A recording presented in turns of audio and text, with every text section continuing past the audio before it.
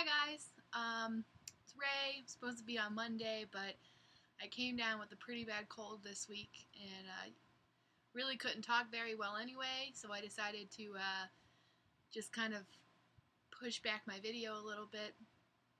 So this is kind of the first chance I really got to do it. Feeling a little bit better. My fever's mostly gone, but I still have my fans going, so if you hear that, I'm sorry. This week we're talking about our romantic orientations, and the rest of the people have some really awesome videos already up, and if you want to check those out, feel free to go ahead and click on those videos. I'm going to be talking about Panromantic. I am Panromantic, and so I feel like I can give a little bit of insight on that. Romantic orientations are really similar to sexual orientations.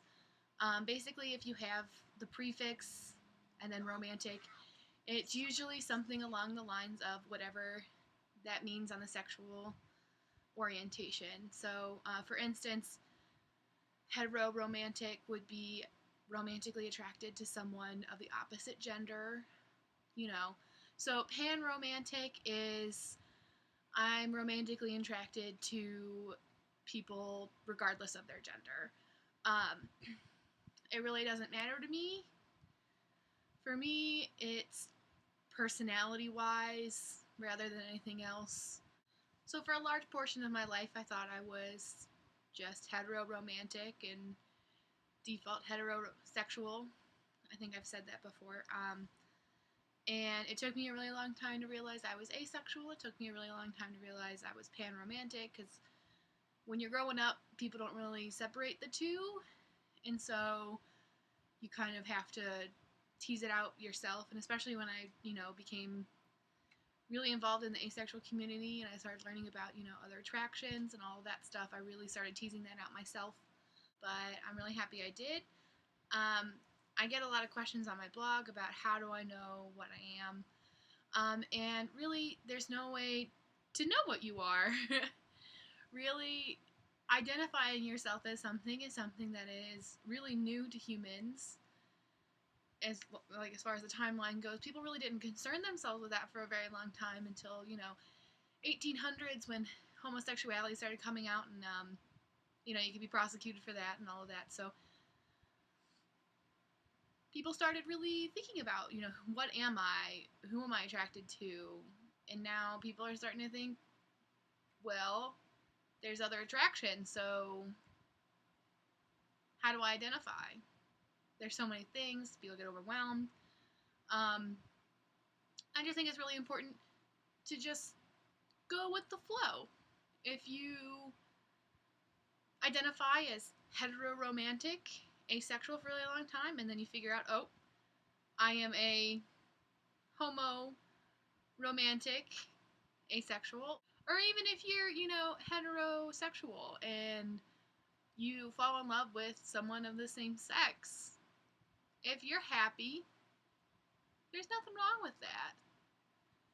I mean, people can say what they want, but at the end of the day, if you're happy, you're happy. And I don't think anyone should persecute you for being happy. And there's no identity police that's going to come by and be like, oh, you said you were heterosexual just like a month ago. Here's your ticket, now you have to pay a fine. I mean, yeah, sometimes people scoff at you and be like, heterosexual, please. But, I mean, what does it matter? Being panromantic for me, I feel like a lot of people don't really understand, because I'm asexual and yet I'm attracted romantically to anyone. I could be. But something that you have to know about panromantic is the same thing as pansexual. Just because I can be romantically attracted to someone regardless of their gender doesn't mean I am. I don't just go out on the street and say, oh my god, I would totally date all of these people, because that's not true. I wouldn't. I don't think anybody would.